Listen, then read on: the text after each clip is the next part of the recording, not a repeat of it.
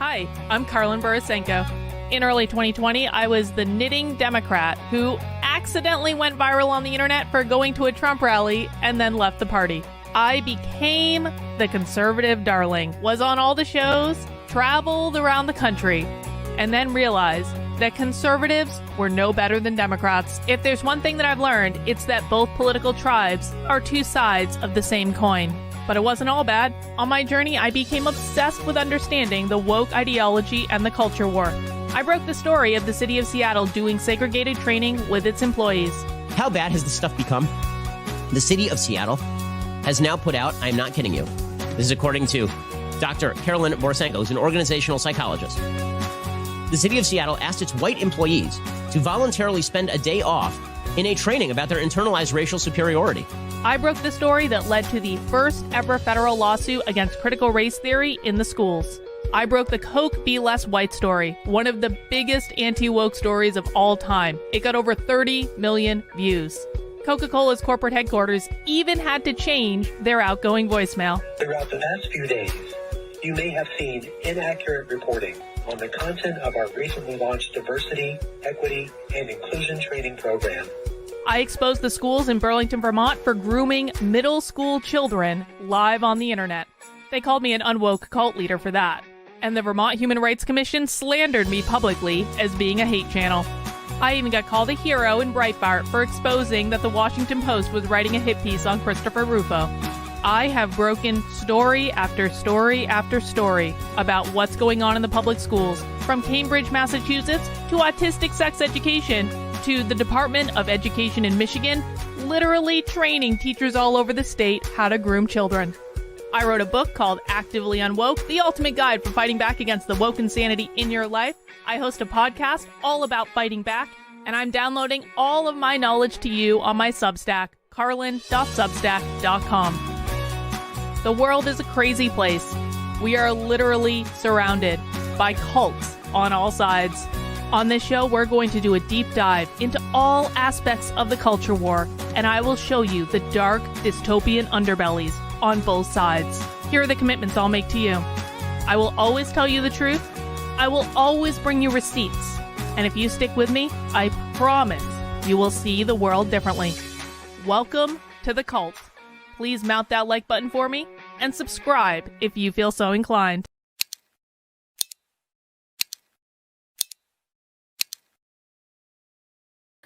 Hey everyone, happy Monday. Welcome to The Cult. The Cult is a show that I stream live at 5 p.m. on this here YouTube channel, on X, the platform formerly known as Twitter, and on Rumble, where we talk about all aspects of the culture war, but with a heavy emphasis on the far left, because the far left control everything and they're way more dangerous than the far right. The far right might be incompetent. Not even the far right. The conservative right in general might be incompetent, but they're not actually that dangerous because they don't control nothing. And so what we do on this channel is we go into deep dives into their trainings. We watch the full thing from start to finish so that you guys can see what's actually going on in its full form, and then you can decide for yourself what you think about it. And today, so did you guys know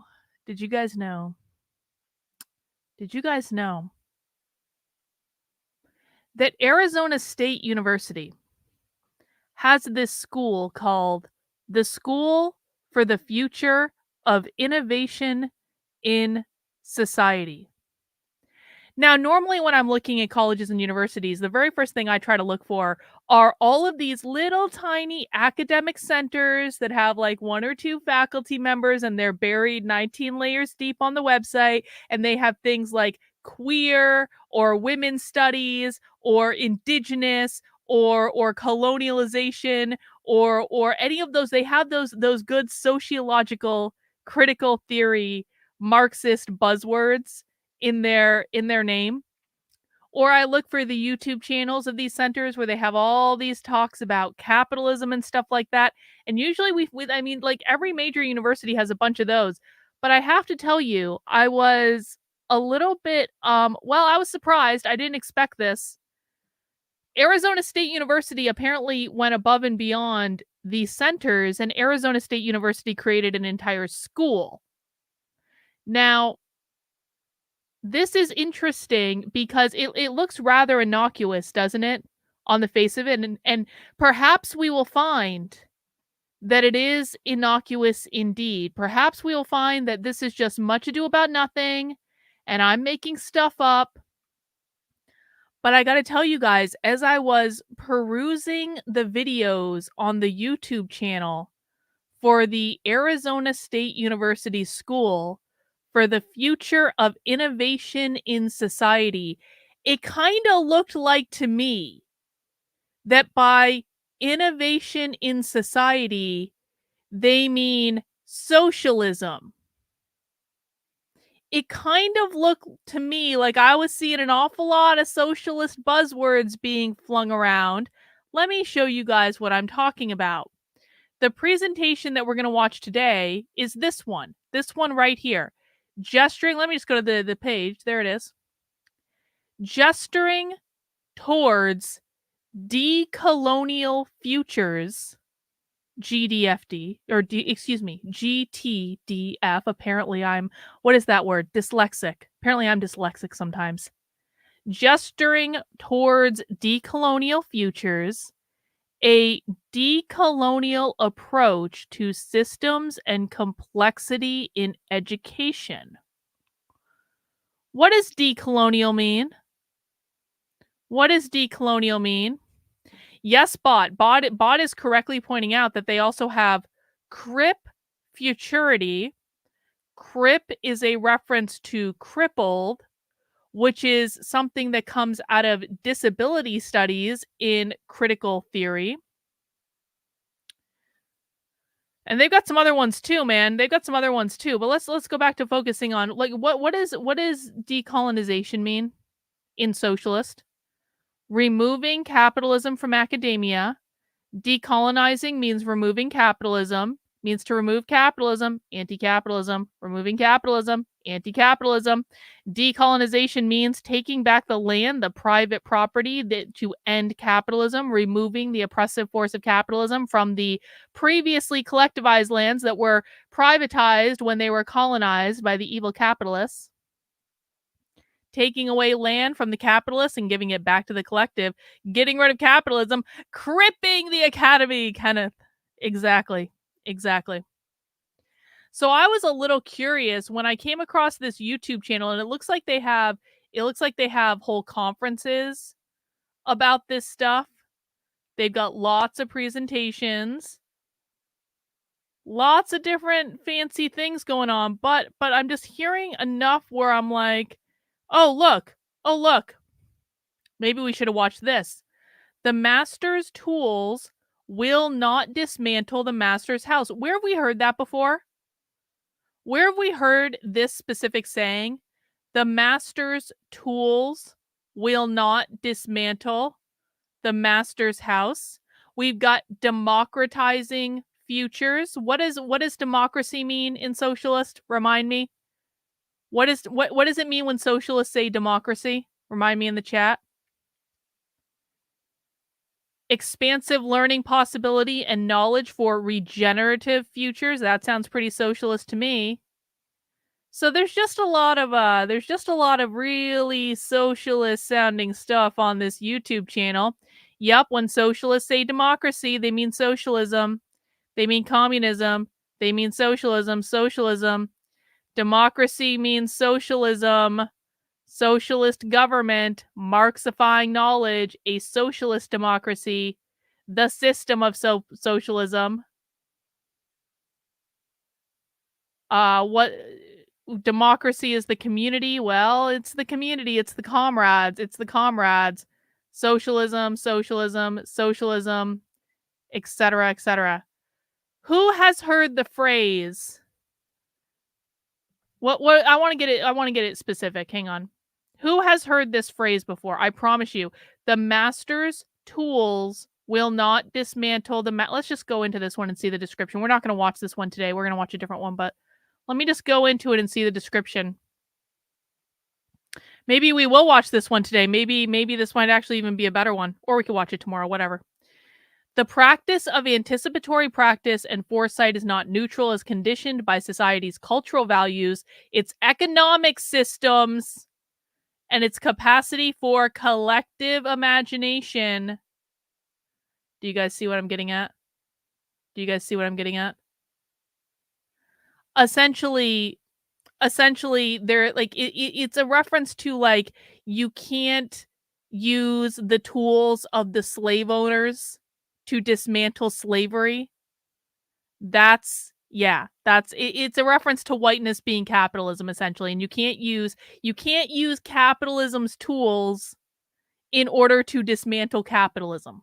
That's essentially what that means. So it kind of looks to me like Arizona State University has an entire school dedicated to figuring out how to do communism in society. And that just seems a little wacky to me, since it is a state funded, taxpayer funded institution. So there's that. There's that. So we're just going to investigate this a little bit more today by watching this presentation specifically. And maybe we should have watched that Master's Tools presentation. Maybe we should. Maybe we should. Which do you guys, hang on. Let me read the description for this, and then you guys can decide whether we watch this or the Master's Tools presentation. I could go either way. GTDF is a transnational, intergenerational, and interdisciplinary collective of activists, students, educators, volunteers, and indigenous knowledge keepers who work closely together to develop public pedagogies and artistic interventions at the interface of two questions. Number one, question relating to confronting historical, systemic, and ongoing social and ecological violence. Or number two, questions related to the unsustainability of modern colonial systems and ways of being. Never mind. We're watching this one. I don't care how you guys feel about it. We're watching this one. We can watch the other one tomorrow if this one is good, okay? The collective experiments with pedagogical and artistic approaches that can support people to deepen their capacity and enhance their stamina to face overlapping concerns related to, wait for it, racism, colonialism, imperialism, climate change, biodiversity loss, economic instability, mental health crisis, militarization, social polarization, erosion of rights, intergenerational conflicts, and the intensification of social and ecological violence.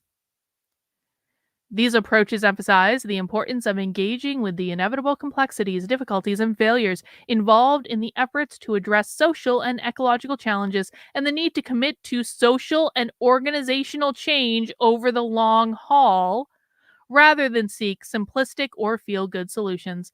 This session will offer an overview of the work on the collective, focusing on decolonial systems and complexity education.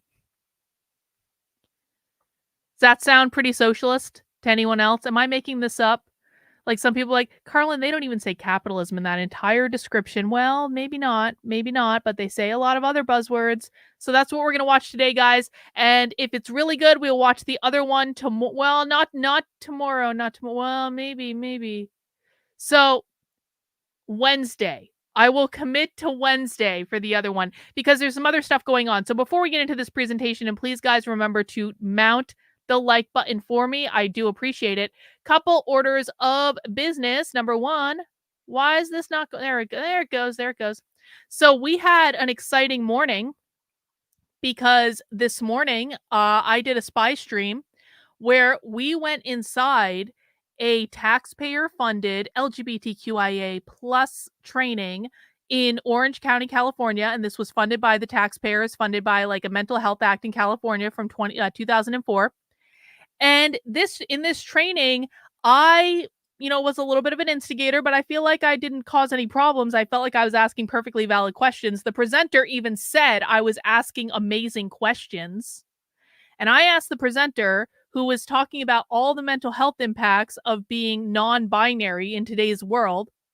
I asked the presenter, should parents ever challenge their kids when their kids identify as a different gender? And I'm not saying to be hateful. I'm just saying maybe help them think that one through. And the trainer was like, no, never. They should never challenge the children. And then they went on this whole diatribe like, would you challenge your child if they turned out to be cis? And I was like, Well, and I followed up with this. I said, well, in what one instance involves irreversible surgery and the other doesn't, though. And she said, well, do you want a trans kid or a dead kid? And then she went on, it was a little bit more extrapolated than that, but that was essentially what was said. It was like, if you challenge your child's gender identity at all, then you want a dead child instead of a trans child. And then she went on a whole thing where she was like, and therapists should never challenge children either when they say they are a different gender. And I was like, oh, the taxpayers of California paid for this. Now, I know no one is surprised at the taxpayers of California funding crazy things. That should not come as a resounding shock to anyone. However, it's still important to get this stuff on tape because you tell people these things happen and they don't believe you. And so the only choice we have is to go inside their private little trainings and record them when they don't know that they're being recorded, and to get it on tape and to show people what is actually being said, funded by the taxpayer dollars in Orange County, California, literally a couple hours ago. You can see the clip on the Substack right now, which is Carlin, KARLYN.substack.com. And this isn't the only spy stream I'm doing this week. Tomorrow at 4 p.m. And so it's probably going to replace the daily stream, okay? 4 p.m. Eastern time tomorrow. I'm doing another spy stream. And this is going to be about intersectionality and unpacking oppressive identities and all this. It's super, super woke. Super woke, okay? There's going to be some cringe in this one. I promise you. And the only way to get access to that spy stream is to become a supporter on my Substack, which again is carlin.substack.com. You can become a supporter for $8 a month or $80 a year. I am completely 100% grassroots funded by you. That means if you guys don't fund the journalism I'm doing that no one else is doing, because God knows libs of TikTok's going to save us all. If you guys don't fund the journalism I'm doing, it ain't going to get done. And that's just the way it goes. And so I go undercover at events. I am currently funding to go undercover at a gender ideology conference in a couple months, also at a taxpayer funded institution. And your memberships will help me reach that goal now. Now I need about a little less than $1,000 more in funding. So I started this fundraising drive last week. And honestly, it's gone better than I thought it would. This one. So I want to go undercover at an actual like in-person gender ideology conference in a couple months, but I need your guys' help with paying the expenses because it costs about $3,000 for me to go to these things. The good news is that we've already raised over $2,000 in new memberships. So we're well on our way there. I feel pretty confident we're going to hit this goal. We have until around about February 15th to do it for me to get all signed up and get plane tickets and stuff like that. And the ways that you guys can help me out are by becoming a member of my Substack, which again is carlin.substack.com. There are lots of membership options. If you're already a member, you can give gift subscriptions, you can donate subscriptions, stuff like that. But you can also head over to my website, my main website, which is activelyunwoke.com. And you can make a one-time gift, and those one-time gifts will count towards support as well. So there's the one-time gift thing through Stripe. And I just want to do a big thank you and a shout out because I've had some people like current supporters making gifts of $100, $300, $500. And I'm really like, I was not expecting it, guys. I really, really wasn't. And so I'm just really like humbled by it. Thank you guys for supporting the work I'm doing. I really appreciate it. A special thank you to the people who are already monthly or annual members on my Substack who decided to chip in a little bit more. Now, in my ideal world, what I want to do is to get the numbers on my Substack in terms of monthly and annual donors to get to a place, and it's going to be where I'm not that far off from it, but I still have a little ways more to go. I want to get that to a point where there's so much grassroots support for the type of journalism that I'm doing that I can just fund everything without having to go to the well over and over and over and over and over again. That is my ideal goal. But in the meantime, there are some people who have stepped up, and I'm really happy about it, and I'm very grateful for you guys, and I can't do it without you. So thank you for helping me to fund this. And all memberships on the Substack right now will also be dedicated to funding this goal because everything I make on the Substack gets reinvested into doing journalism to tell you stories that no one else on the internet is telling you because I don't have a life and this is all I do.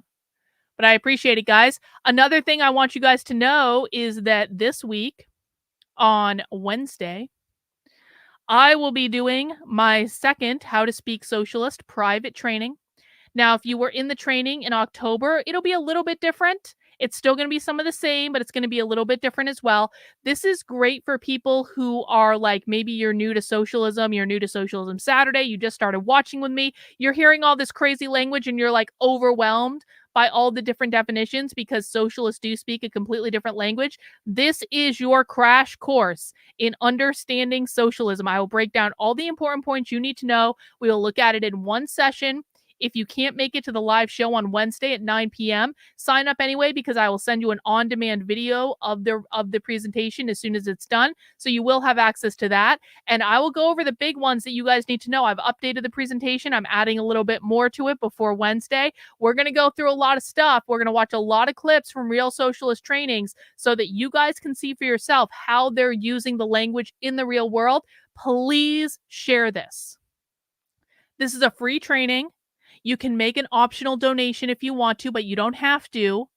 And please share this out with your friends, with your family. I promise you guys, and I understand this seems wacky if you don't know how to speak socialist, but learning how to speak socialism, it changes the way that you see the world because you start seeing it show up literally everywhere. Not in like a paranoid way, but just like you understand what the language is, you understand what the language means, and then you start seeing how pervasive it really is. You start seeing the world in a completely new way.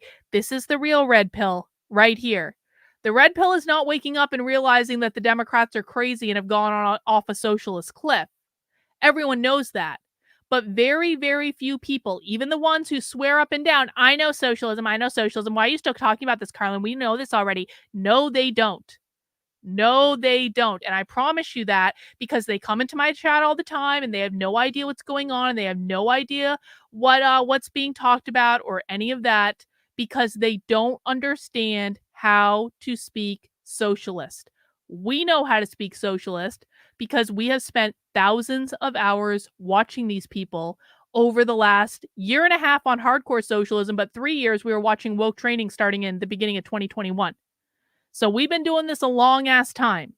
We have watched more in-depth training and done more deep dives into the far left than like any other group on the internet. We know their language. We know how it shows up. We want to show as many people as possible.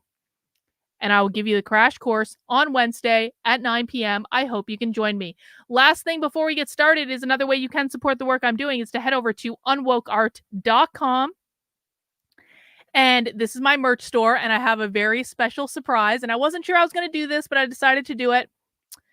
We have a very, very, very, very special Valentine's Day limited edition design in the Unwoke Art Store. And this isn't on t-shirts or hoodies or anything like that. This is so that you can put together the perfect Valentine's Day gift basket for the Trump lover in your life. You have your choice of 2 mugs, you have a choice of stuffed animals, there's wrapping paper, there is a Valentine's Day card, there are even balloons. And if we go in close on this design, you can see it for yourself. This is the Trump grab them by the heart Valentine's Day design because Trump's upclassing it a little bit. We're not grabbing them by the pussy anymore. Now we're being a gentleman and we are grabbing them by the heart. So you can pick out from a couple mugs. You go into the stuffed animal ones. You can get all sorts of different stuffed animals, bears, bunnies, jaguars, lions, panda, sheep. They all have the t-shirt on it with the Trump grab them by the heart design. And the wrapping paper, people love the wrapping paper I did for Christmas, so I had to do it again. So if you guys want to put together a little gift basket, go mix and match, have fun. I just thought it was funny, and so I thought I'd launch it in the store, and I hope people like it, or at least get a chuckle out of it, because it is kind of funny. I mean, come on, we can have fun. We don't always need to be serious, all right? We don't. That's available in the Unwoke Art Store right now, and I really do appreciate it. All right, guys, let's get this party started because this presentation is only 37 minutes long, so that's great. Relatively short. Guys, please make sure to mouth the like button for me. There is, per usual, a shocking disparity between the number of people who are watching right now and the number of people who have mounted that like button. So I like to see those numbers come up a little bit, guys. Can I see the amount of likes come up? Guys, I'm shadow banned to high heaven on YouTube, and one of the ways that you guys can help me is by actually just clicking the like button. It's not hard. If you don't want to mount the like button, you can shake hands with the like button. You can give the like button a kiss on the cheek. You can high five the like button. Put your arm around the like button. Do what? Grab the like button's ass. Or you could even grab the like button by the heart. Indeed, bot. Indeed. All right, guys, let's get this presentation started and let's learn what it means to decolonize the future.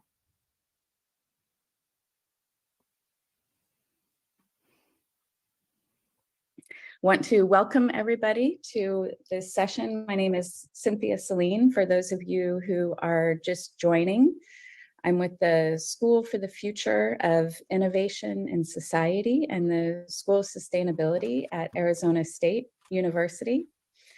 And I'm also serving as the lead for the organizing committee of this here 4th International Conference on Anticipation. Thank you so much for being here with us today.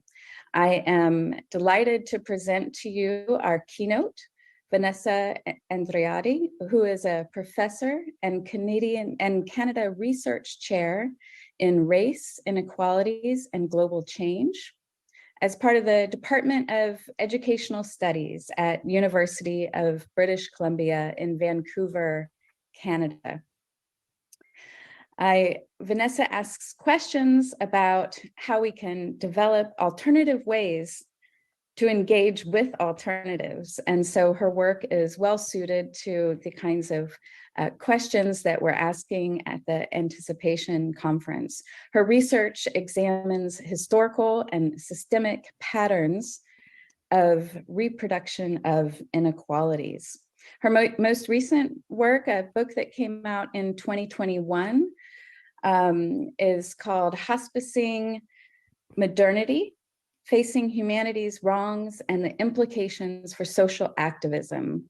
And I can highly recommend this to, it really helps us to, not only rethink how we reckon with difference, with uncertainty, with complexity and failure as well, but it encourages us to both, unlearn some habits of thought, but also to really see anew and to build up some more courage, I think, to find new ways to make a difference.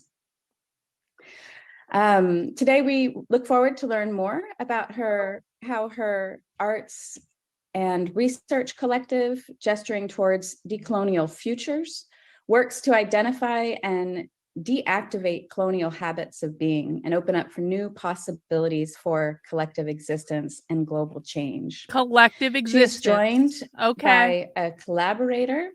We'll be hearing some words from Chief Ninawa Inuhu Ni Kui, who is a hereditary chief and also elected president of the Federation of the Huniku People of Acre. He represents more than 16,000 people in 118 villages along 7 rivers of the Amazon basin. And so without further ado, I hand over the stage to Vanessa. Vanessa, thank you so much for joining us here today.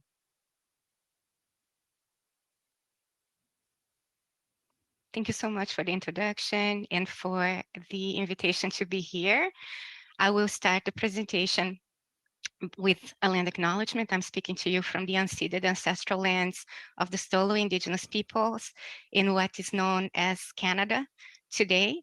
And as was mentioned before, it's extremely important that the land acknowledgements also emphasize our responsibility to support Indigenous people to have lands rematriated and their livelihoods restored.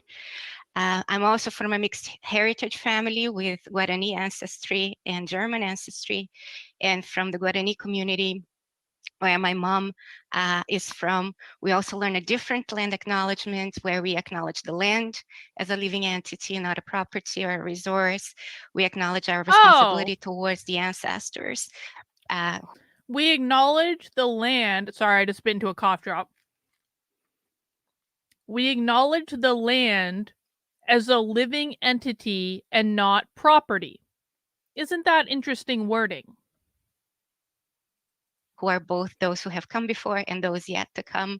We acknowledge all the things that have made it possible for us to be here today, including all the violence that makes it possible for us to be having this conversation, including the violence in the communities in the global south, where the minerals for our screens and all the apparatus of the technological industrial complex are sourced. And we acknowledge also that we are a big family of human and non-human relations that is currently in dis-ease, and we have a responsibility towards that as well. This presentation was co-created with Chief Nina Wahunikui, who couldn't be here today because he's in the communities and the internet there is not very good. And also because we're both going to COP27 tomorrow, and we had to prepare a lot for that. So what we did was to create a presentation together. I'm going to talk a little bit about the work of the collective in the beginning, and then introduce the 3 points that he wanted to make in the beginning. And then we will finish going back to the 3 points. And what's in the middle are reflections related to the work of the collective that might help us sit with what he's asking us to do. So I'll start with just giving an overview of what the Gesturing Towards Decolonial Futures Collective does. So we are a transdisciplinary collective of researchers, artists, educators, students, and indigenous knowledge keepers. We work at the interface of questions related to historical, systemic, and ongoing violence on the one hand, and questions related to the unsustainability of our current habits of being on the other hand.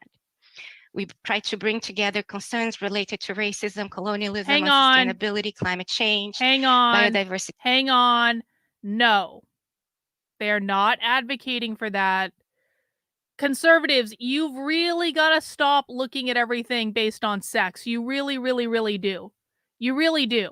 Most of the things that you guys think are about sex have nothing to do with sex. Let me give you an example. Drag Queen Story Hour. Drag Queen Story Hour is not about sexualizing children. It's not about that at all. You guys make it about sexualizing children all the time. Drag Queen Story Hour is about teaching children that gender is a performance. It is not about sexualizing them. It's about teaching them that gender is a performance. This person just brought up non-human people just as a way to say humans and animals living together. It's a reference to climate change. It's not a reference to sex. Conservatives, when you make everything about sex, you miss the point. Laws, economic instability, global mental health crisis, and the intensifications of social and ecological violence, including the potential for social and ecological collapse. And because these issues are extremely heavy, we try to build containers, pedagogical and artistic containers, that can help us increase collective capacity and stamina for engagement with global challenges through decolonial systems/complexity literacies grounded on post-colonial, decolonial, indigenous, and non-Western psychoanalytic practices. And we're going to be talking a little bit about that today. So I told you that Chief Didawa had 3 points to make. We're going to start with the 3 points today. I gotta say, I've been hearing a lot more references to Western lately. I didn't hear references to Western for a long ass time with this stuff. And now everyone's like non-Western practices. Okay. Like,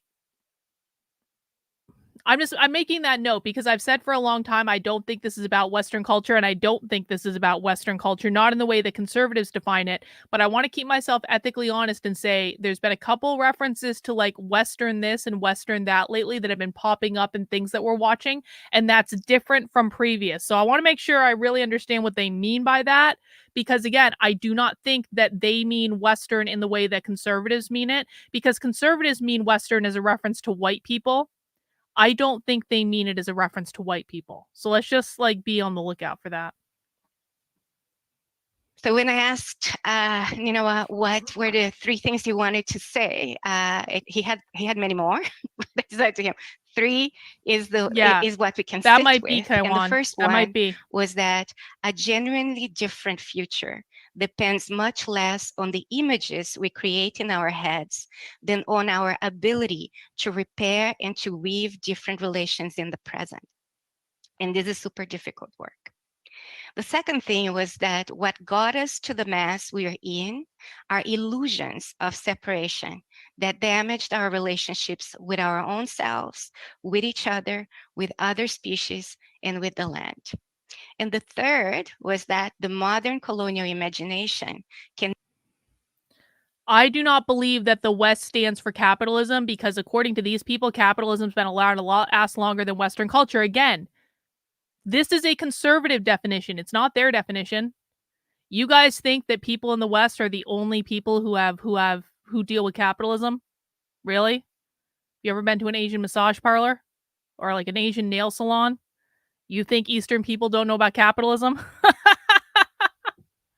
No, that's a conservative definition. It's not their definition. I mean, it may be a reference to capitalism. I'm sure it is, but not in the way. Again, I want to be really specific about this because this is one of those things that conservatives are going to take and twist and make it mean something that it's not. Not solve the problems that the modern colonial imagination has created. So as I said before, we're going to start with this and we're going to finish with this. And hopefully what's in the middle will help us sit with the invitation of Chief Ninawa to sit with the 3 points. So I had mentioned that we work with a non-Western form of psychoanalysis. And this is work with Indigenous communities, both here in Canada, but also in most important. Any references to psychoanalysis is inherently socialist because psychoanalysis is Freud. Socialists love psychoanalysis and they love Freud. In Brazil. And these are communities that have a very different understanding of being. So the first lesson that we got in this partnership that is about 20 years old. This is exactly what I'm talking about. I do not want to get into. Hang on, guys. I do not want to have the debate about what Western culture means to you.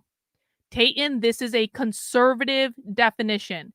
And I promise you, when that person said Western, they absolutely did not mean Enlightenment values, Jordan Peterson.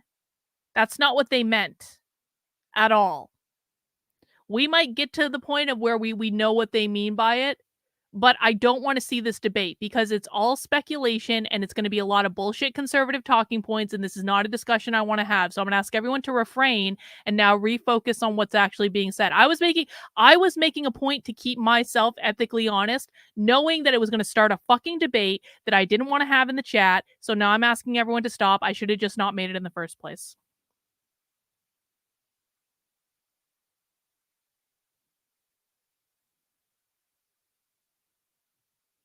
Is everyone done talking about it? All right. Was a critique of modern education. So we were told that modern education focuses on the head, and it believes that by changing the head, our body will follow, or our bodies will follow. And their perspective, especially in the Hunikui community, is very different. What they were saying was that it's the gut that is most important. So you educate the gut so that it feels the heart, and the head will follow. It's the other process. So we started thinking about the importance of this education of the gut, the visceral education, because the gut, according to them, is the source of responsibility.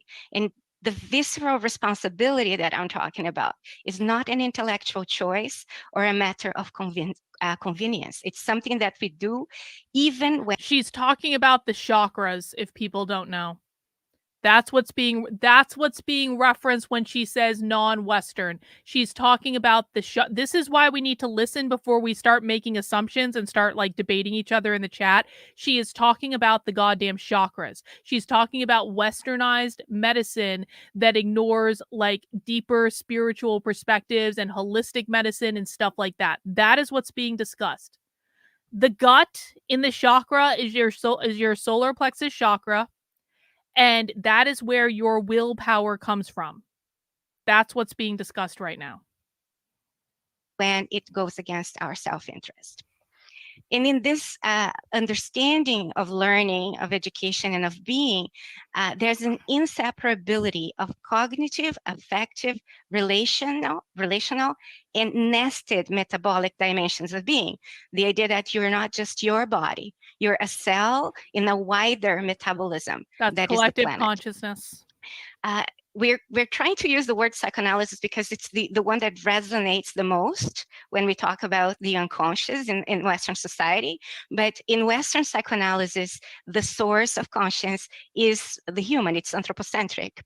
So it's either the human body or human language. And in this form of psychoanalysis, the land, in its expanded understanding, is the source of consciousness. And this is engaged with through entheogenic encounters with older than human beings. And here I'm talking about what we would understand in the Western context as psychedelics sometimes, or we are talking about compounds coming from sacred plants like mescaline. What are you talking? You're talking about ayahuasca. Ayahuasca is from the global south. Like sacred medicine is from the like these people talk about the global south all the time. They don't consider the global south to be Western. Ayahuasca is from the global south. San Pedro is from the global south. Cambo Frog is from the global effing south. These are not Western. Psychedelics are not Western. At least not those. Maybe you can make the argument that LSD is Western. Maybe you can make the argument that synthetic DMT is Western. But sacred medicine, like plant medicine, comes from the fucking global south. Yeah. Peyote is not, well, is peyote Western? What is peyote native to? I know a guy who grows peyote out in Arizona for like the tribes to do ceremonies. Anyway, so I don't care though. I don't care. Most sacred medicine comes from the Amazon, which is the global south. Psilocybin, and DMT. So, in their critique of Western society, what we hear is that modernity coloniality is imposing a neurobiological or libidinal design grounded in the sense of separability.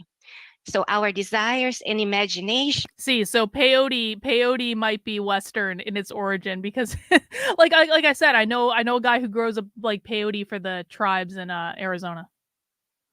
I really want to do peyote.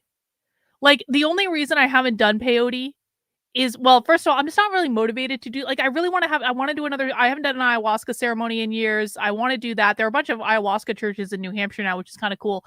But like the only reason I haven't done peyote, peyote's from, Rottweiler would know this. Okay. Isn't Mexico considered the global south for them?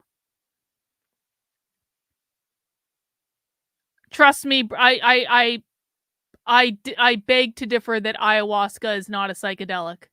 I beg to differ. We can have that debate later. But I want to do peyote. The thing that like I was told by the shaman with peyote though is that they basically need to babysit you like all weekend. You need to find someone to like watch you so you don't run off into the fucking desert like with your clothes off or something. And I was like, I don't know if I'm ready for that kind of commitment.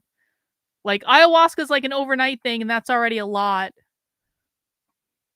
Anyway, are preset to reproduce modernity coloniality. Therefore, examining modern and colonial inherited designs is a way to educate the gut towards reverence, respect, reciprocity, and responsibility towards the planet. And we're using the word adjacent possible differently. We're reinterpreting it from the ways that it's been used so far as something that is viable but unimaginable or unintelligible within modern colonial conscious and unconscious designs and desires. So what we're trying to do is activate exiled capacities. No. I love my husband. My husband is not going to babysit me while I'm doing peyote. I don't think that's a good idea.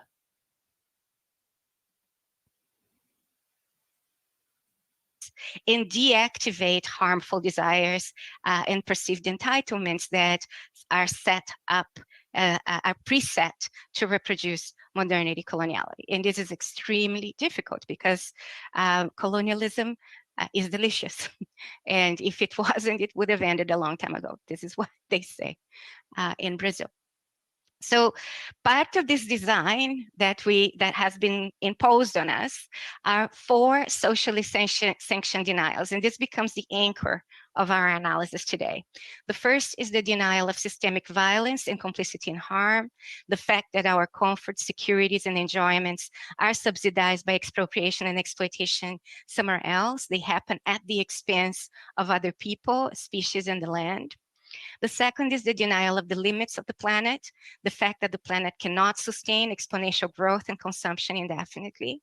The third is the denial of entanglement, our insistence in seeing ourselves separate from each other and the land, rather than entangled within a living, wider metabolism that is biointelligent. And the fourth is the denial of the magnitude and complexity of the challenges we'll need to face together, the tendency to look for simplistic solutions that make us feel and look good and that may address symptoms, but not the root causes of our collective hyper-complex predicament. So the collective works mainly in the field of education and arts, with lots of branches going out to different fields, but it's important to understand how our socio-educational context today is very layered and very different from probably the context where we grew up. So the first thing that we have identified as an important layer is that there is in educational context, there is a cacophony of perspectives. There's misinformation overload and the impossibility of stable authorities or imposed consensus. The second one is an oversaturation of unprocessed emotions, a lack of resilience and collective capacity to process complex emotions within and around us. There also is increase in volatility, uncertainty, complexity, and ambiguity that is reflected in social fragmentation and polarized perspectives on the common good. There's also a sense of meta-consumption. And here we're not talking only about consumption of stuff, but consumption of relationships, of knowledge, of critique, of experiences.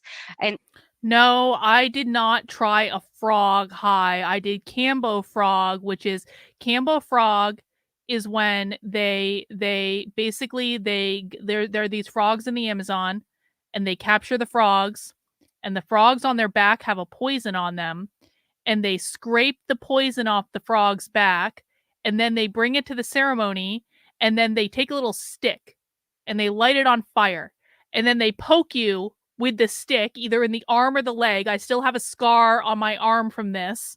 They poke you with the stick that they just lit on fire to burn holes in your arm, and then they take the frog poison and they put it over the holes that they just burnt in your arm, and then you just let it sit there and you get really hot and you get like I didn't throw up, but I'm like still flabbergasted to this day that I didn't throw up. But like one of the shamans thought I was gonna pass out. It was super intense. It was one of the most intense things I've ever experienced in my life. And I was lied to because my friend that got me to do it, she was like, Carlin, you have all these tattoos. It can't hurt any worse than getting a tattoo. And I was like, you're probably right about that. And then I'll tell you what, it hurts way more to get a stick that has been set on fire poked into your damn arm and then to have frog poison put on it than it does to get a tattoo. Significantly more. So I wasn't happy about that either. But I felt amazing afterwards. It resets your entire immune system. I felt incredible after. I would do it again. I know. Like I want the scar. Like if you got fucking Cambo scars, that's like a badge, man. That's a badge. I want my Cambo scars re-upped. They're starting to fade away. You can barely see them. And even though it sucked and it hurt really bad, I would still do it again. And I would like to at some point because I think I don't know. I felt amazing afterwards. Consumption is a mode of relating to the world. So there are lots of incentives and rewards for self-centered, hyper-individualistic behavior and this meta-entitlement to curate reality. The fifth one is a self-infantilizing propensity, a proliferation of fragilities and entitlements, which is described by some of the elders we work with as the failure of the Western culture to produce grown-ups. And here we see hope as a prefiguration or projection or a teleology placed in the future rather than the relational possibility in the present for weaving relationships, as Chief Ninawa has gestured towards. And the sixth layer that we find important to emphasize is we're living in a context of intergenerational resentment, where the limits of the planet have been reached and the promise of endless prosperity is perceived as broken rather than unrealistic. And that has been described by young people in our collective as being like watching a train wreck in slow motion while you still want the Gucci bag and you know it's a scam, but you can't interrupt that desire. So in this context, there is a catch-22 of formal education. So there are common assumptions in formal education that really create a circular system. So for example, in my field with the discipline of education, we believe that talking about negative things makes people feel demotivated, that complexity causes people to feel overwhelmed, that exposing complicities makes people feel uncomfortable, that lack of simple solutions immobilizes people, that uncertainty makes people feel anxious, that talking about the possibility of wider social and ecological collapse in our lifetime can make people feel hopeless or angry. So we try to make it short, make it simple, make it easy, light, fun, and hopeful. And this in itself creates a specific kind of subjectivity that then is demotivated by negative things, is overwhelmed with complexity, feels uncomfortable with complicities, is immobilized by simple solutions, and so on. So then what we have when we talk about social and global change is a merry-go-round where people are really attached to safe and simplistic feel-good, look-good solutions that sustain the status quo. That when we talk about partnerships, generally we go into tokenistic transactional engagements driven by optics and consumption. And when we talk about the imagination, we see a narrow and limited imagination of what is possible and what is desirable. And for us to be able to interrupt the merry-go-round, we need to sit and understand much better what modern colonial education has done to our reasoning and to our configuration of desires. And that's what I'm going to do in the next. Hang on. Let me read this this slide. Safe, simplistic, feels good, looks good solutions that sustain the status quo. Tokenistic transactional engagements driven by optics and consumption. Consumption is another word for capitalism. Narrow, limited imagination of what is possible and desirable. So basically, this is social reproduction theory. This is like social reproduction theory. This is like an overly simplistic version where it's basically saying the social system will continue to reproduce itself because it's like the path of least resistance. It's going to keep reproducing itself because it's like easier to have the current social system reproduce itself than not reproduce itself. 2 slides. So in terms of the modern colonial grammar of reasoning, what we've mapped is this image of Boxhead. And Boxhead is an aesthetic critique rather than, it's also analytical, but I invite you to engage with Boxhead as an aesthetic being. So Boxhead is a huge square head in a very small body. And in the square head, you have several words that represent the tenets of this grammar of being. So the first one is that it is logocentric. It relates to the indexing. This logocentric word relates to the indexing of reality in language, which would be translated into I say, therefore it is. It's universalist. It relates to the search for an objective and universal description of reality. So I think, therefore it's all there is. Then it's anthropocentric. It relates to the perception of humanity as a mandate to own, manage, exploit, and control nature. I think, therefore I rule. It's teleological and utility maximizing. So it's a reasoning that establishes predefined goals for engineering the world and getting the greatest value for the energy spent. I plan, therefore it will be. It's also dialectical, which relates to a linear logic of progression of thesis, antithesis, and synthesis that is averse to paradoxes, complexities, and contradictions. It's this, therefore it cannot be that. And also allochronic and evolutionary, which relates to the judging of others according to a criteria where oneself is represented as being in the present and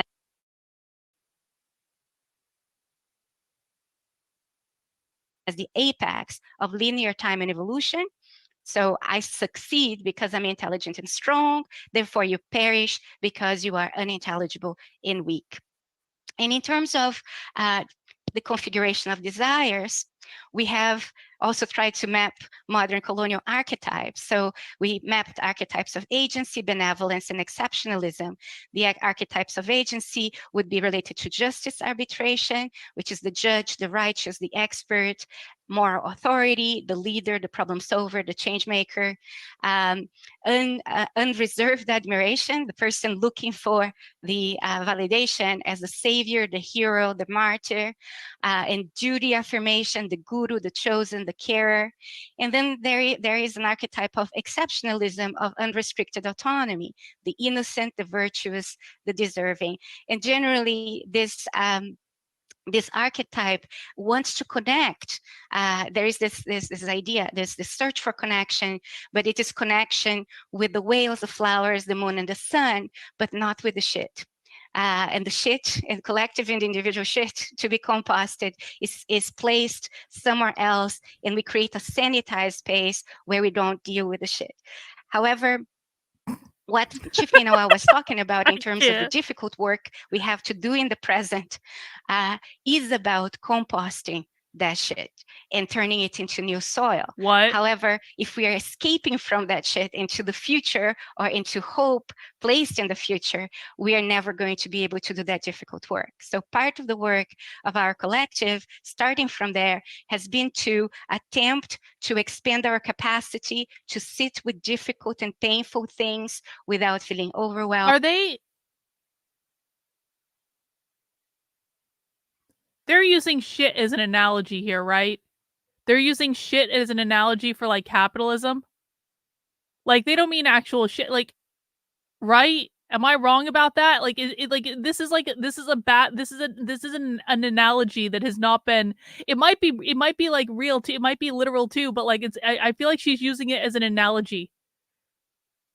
Right. Okay. Thank you. Thank you for confirming that I wasn't on crack, because I'm looking at a diagram with like literal shit on it, but it doesn't seem like she's taught. God damn, it's Monday. It is Monday indeed. Immobilized or demanding quick fixes or to be rescued from the discomfort. And we generally say, if there's no shit, there's no starter for the process of building different relations and building relationships differently. So our analysis is also that we are now in a context where we have the weight of layers of complexity and complicities really crushing our backs. Okay. What do we have here? We have the weight of complexity and complicities, including systemic, historical, intergenerational, and personal, fear, frustration, resentment, disillusionment, isolation, scarcity, and despair. And then we have climate catastrophe, ecocide, and possibility of human extinction, and intensification of violence and inequalities.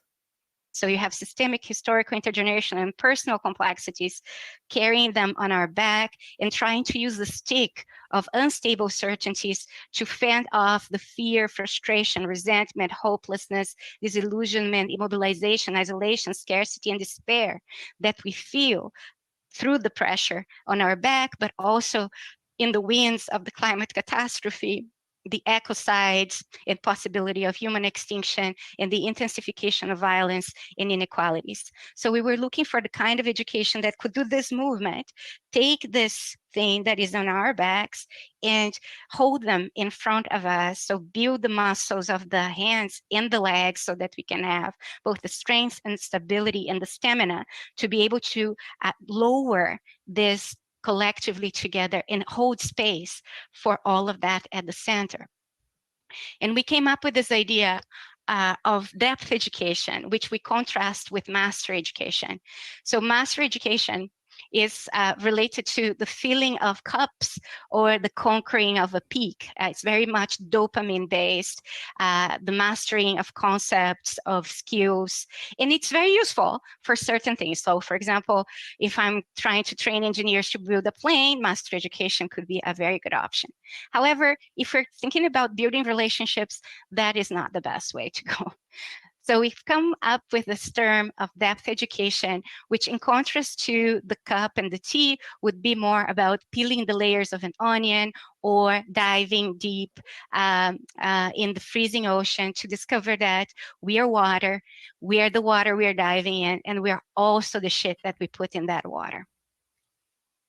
And depth education wants or tries to develop certain dispositions, which we call decolonial system complexity literacies, which is about hacking that box head that I presented before. And here I have 6 of these dispositions that we have mapped to give you an idea. So the first one is diffractive assessment, which is a different relationship with reality. So it's the ability to layer oneself and layer reality in order to identify and articulate complexities and paradoxes. That means the lived second one experiences. is diachronic and analectic reasoning. Analectic is opposed to, not as opposed, but it's a response to dialectic, which requires a different relationship with time, teleology, and progress, which means connecting the dots in the bigger picture.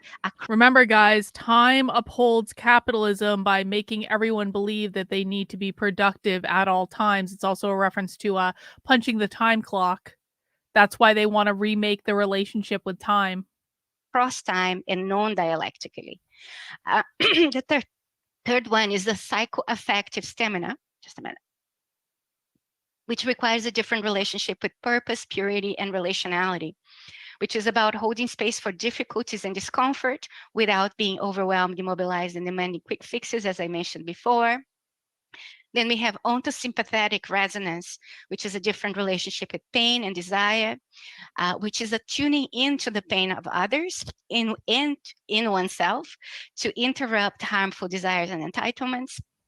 Then there's polysemic awareness, which is a different relationship with language, which is about navigating the ambivalence of language and the cacophony of perspectives. So understanding that whatever it is that I'm saying right now is being understood very differently by anybody who is listening, because they are interpreting it through their frames of reference. But being able to navigate and work with that is different from just acknowledging it.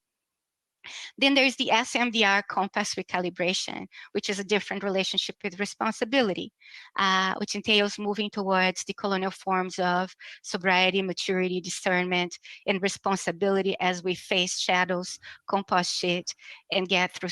Wait. Sobriety is colonial?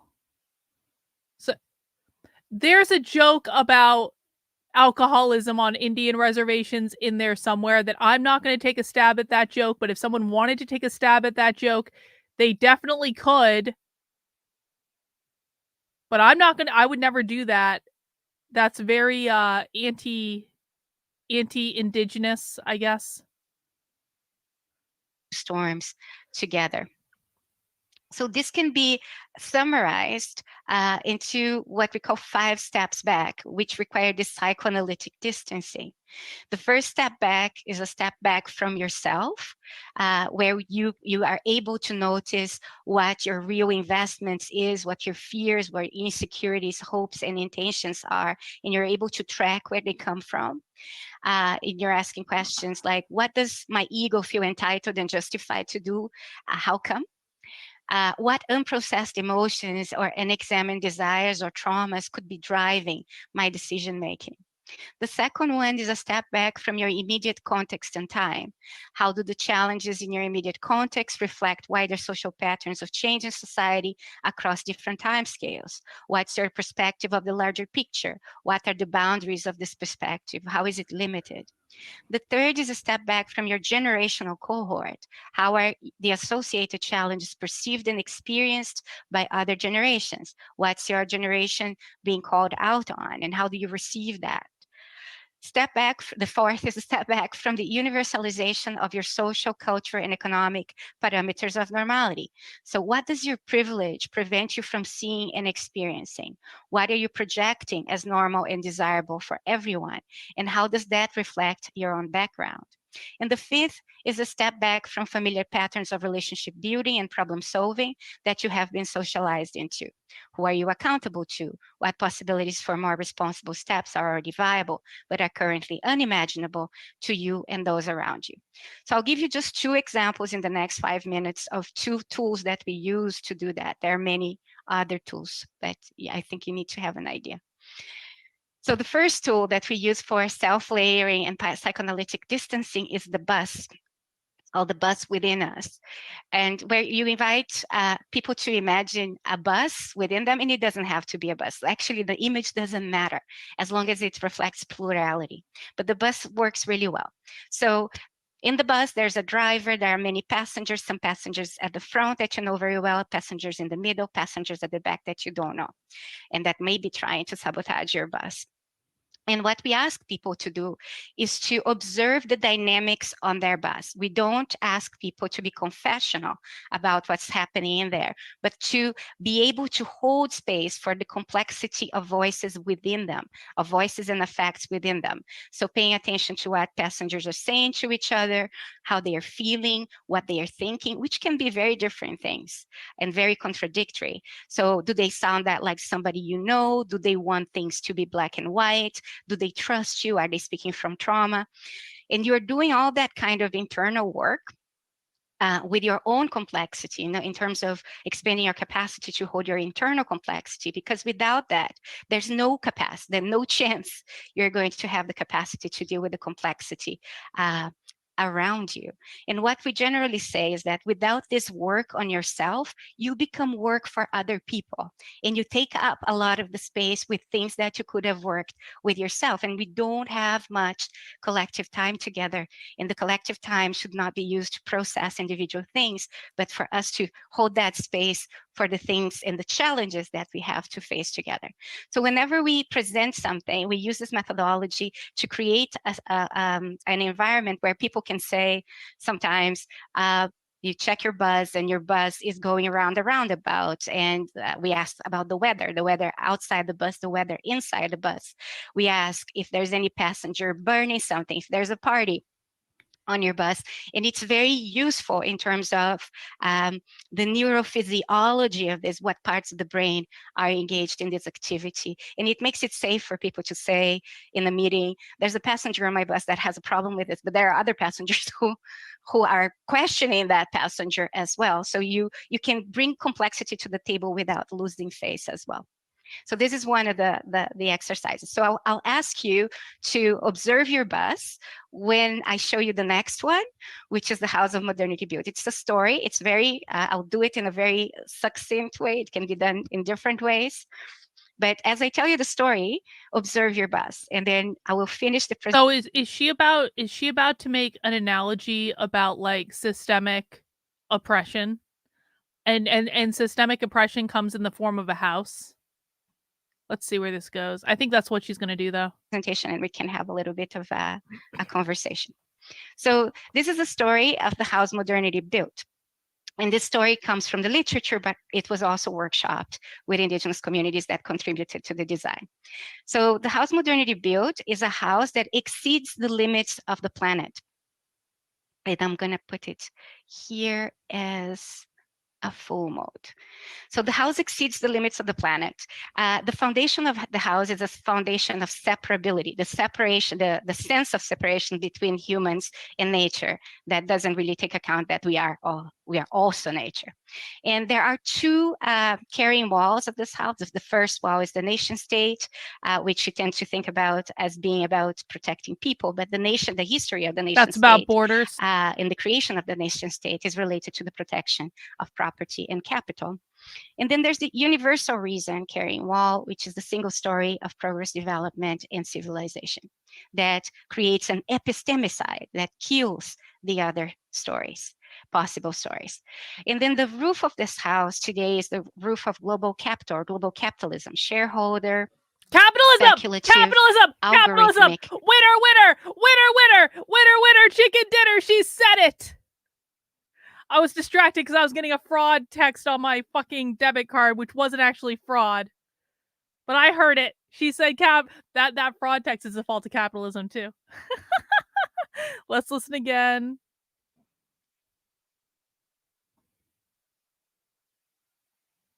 That creates an epistemicide that kills the other stories, possible stories. And then the roof of this house today is the roof of global capital, or global capitalism, shareholder. The roof of the house is the roof of global capitalism. I love that. It's global. It's right there. It's in the graph. The roof of global capitalism that is weighing down the entire house. Speculative, algorithmic capitalism. The second frame of the house relates to the hidden costs of the house, the fact that the house has been created and is subsidized and maintained by violence. So inside the house, we have unsustainable growth and overconsumption. And then we have expropriation and waste disposal back into the planet, creating destitution, dispossession, and genocide, and ecocide as well. Then we have the third frame of the house, which is the floors, where we are playing with the global north and global south here, but we have the north of the north and the penthouse. Then we have the north of the south, are people who have access to the stairs of social mobility within the house. And we have the south of the north, who are people who are still protected by the house, but don't have access to, or do not desire access to, social mobility. And then in the planet, we have the south of the south, which are people looking for or trying to defend different forms of being, like the Hunipui people in the Amazon, who have been fighting to remain part of the forest, or to be the forest, and have put their lives on the line to save the Amazonian biome, resisting all the government efforts for them to assimilate or to kill them. So here in this frame, we have represented the false promise of universal middle class. Do you know what I think she is, Rottweiler? I don't think she's a radical revolutionary socialist. I don't think she's a Malthusian either. This reeks to me of this is like indigenous, like progressive stuff. I don't think that this person is like as radical. Okay, so a lot of the concepts she's talking about do exist in like indigenous cultures. There's a lot of references to like spirituality and stuff like that. I really think this is one of those things where it's like she's like a useful idiot for the socialists more than anything, I think. I think she has positive intent. I think she's like, yeah, this is like tribal. This is tribal. Like, I think this is like, we are all one with the earth, like, you know, sort of stuff, which isn't inherently bad, by the way. It's not inherently bad to be like mindful that you are part of like a larger collective. I know we don't like that word, but in this reference, it's a reference to like the collective consciousness. It's a reference to like, I'm you, you're me sort of thing. So I think that that's really what this is. Now, that doesn't mean she's not being a useful idiot for the socialists, and it doesn't mean that Arizona State University doesn't have an entire school where they seem to be building out like a plan for a socialist futurity. But I don't think that this person is like inherently bad. I think they're a useful idiot. For all. And then the last frame is related to the house cracking under the weight of the climate catastrophe, economic instability, cancellation of rights, precarity, populism. So there's structural damage, especially in the roof. The house is cracking under the weight of populism too. Populism is, of course, synonymous with capitalism. water damage in the house, and socioeconomic, political, ecological, and mental health crisis. And in the planet, we see more violent conflict and mass and forced migration. So do we fix the house? We expand the house? Do we build another house? Do we live without a house? Do we find more planets?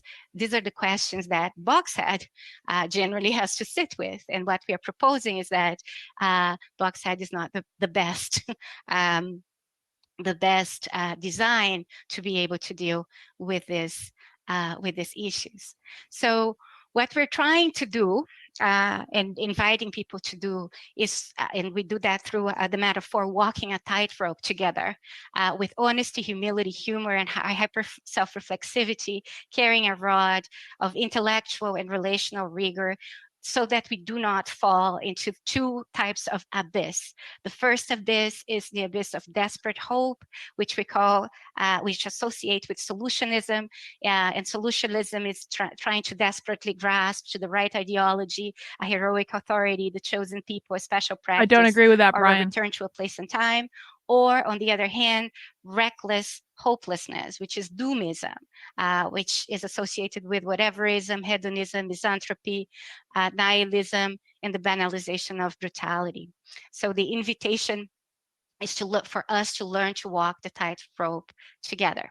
So we're back to what Chief Ninawa was saying, that a genuinely different future depends much less on the images we create in our heads than our ability to repair and to weave different relationships in the present. That what got us to the mess we are in are illusions of separation that damage our relationships with our own selves, with each other, and with other species, and with the land. And the modern colonial imagination cannot solve the problems that the modern colonial imagination has created. So I hope that what was presented today helped give substance and support to Chief Ninawa's 3 points or 3 takeaways. I thank you for listening to me today. And here's the book that was mentioned in the introduction, Hospice in Modernity, where some of these ideas are also articulated. That seems to be pretty much it. So thank you very much. Thank you. Thank you, Vanessa. It doesn't really seem like they have a Q&A because it ends in like a minute. So I guess that's it. I wasn't blown away by like any of it. Like I said, I think she's more of like a useful idiot. I think it was informative of what kind of center this is. You know, it's fine. Like I'm not going to worry about her too much, but I do want to go back and watch tomorrow. I want to go back and watch that other video. Not tomorrow. Well, maybe tomorrow. Maybe tomorrow after all. So what I want to do, maybe tomorrow, if not tomorrow on Wednesday, is I do want to watch this video. The Master's Tools will not dismantle the Master's house. I think I already put that in my watch later list, but I'll do it again just in case. I want to watch that. They've got something on borders. That's 2 hours. They've got like there's a whole bunch of stuff on this YouTube channel that might be of interest, that might be worth looking into, but we can dig into that tomorrow. I do want to end a little bit early today because, guys, as a reminder, I do at 7 p.m. on Monday, I do a community Zoom call where all of my supporters can come and join me in an open Zoom where we talk about really whatever people want to, whatever's on your mind, what's going on in the world, maybe celebrating that Ron DeSantis has dropped out of the presidential race. We'll have to see. But the community Zoom call is getting started in 40 minutes, and that's at 7 p.m. tonight. The way you get access to that is by going to the Unwoke Roundup email that I sent out yesterday. Bing! This is an email that I do once a week talking about what I've done in the last week and what else is going on and events and stuff like that. And if you scroll all the way down to the bottom of the email, all the way down to the bottom, you're going to get to this red box. Underneath that red box, there are Zoom links for Monday, which is today at 7 p.m., and for Wednesday at noon, which is the other community Zoom call that I do. Please feel free to drop by if you are a supporter of my work. Drop by and have a chat with us. I've got the best community on the internet, and it's a nice little support group. We talk about a lot of the woke stuff. We talk about life. We talk about all the different things. You will get access to that for $8 a month or $80 a year. That's the cost of supporting my work. I know I need to do a Nitwits episode. I know, Trendlin. It's just like it's a busy couple of days. Okay, can you not do this about whatever podcast right now? It's Monday. I'm tired. I'm cranky. I've been up early. Okay, but I promise I'll get a Nitwits episode in. It's literally just to come and talk, bro. It's literally just to come and talk. If you don't want to use it, then you don't have to come. And that's just the way it goes. Nothing illegal is being talked about on the Zoom calls. Nothing nefarious is being talked about on the Zoom calls. Literally just a bunch of people sitting around talking. So I don't think you're a supporter anyway, but you are welcome to not join if you don't want to. As a reminder, guys, tomorrow I will be doing my second spy stream of the week. Now, we got a good news story out of the spy stream we did today, which is that I got a taxpayer funded training out of Orange County, California to tell me that I should never question my child if they're saying they are not the gender with which they were born with. So pretty good clip. Check it out on the Substack if you haven't seen it. That is from the spy stream that we did this morning. You can catch the replay if you're a supporter of my work. And I'll be doing another spy stream at 4 p.m. tomorrow. So if I do a public stream tomorrow, it will be after the spy stream. Now, this presentation that I'm kind of interested in watching is not that long. It's 43 minutes. So we might do it tomorrow after spy stream. But if there's some sort of like big to do that I get out of spy stream that I want to get out quickly, then we might do it on Wednesday, and we'll just have to see how that goes. But definitely make it to spy stream tomorrow. It's going to be super woke. It's going to be super cringe. And again, the only way you can get access to that is by heading over to my Substack and joining as a supporter for $8 a month, $80 a year. I will be sending out credentials to join spy stream tomorrow, a couple hours before the spy stream. And if you are a supporter on Locals or Twitter subscriptions or YouTube channel membership or Patreon, you will get the information as well. If you are a supporter on any of my platforms on a monthly or annual level, you will get that information as well. So don't worry about it. I just prefer everyone to be on my Substack because I'm trying to get 1,000 paid supporters on Substack, and I'm not that far off. And I really want the orange check mark. So I need to have as many on there as possible. All right, guys, I'm going to take a little bit of a break. I'm going to go get some dinner, and I will see you guys for Community Zoom at 7 p.m. Take care, guys. We'll see you tomorrow.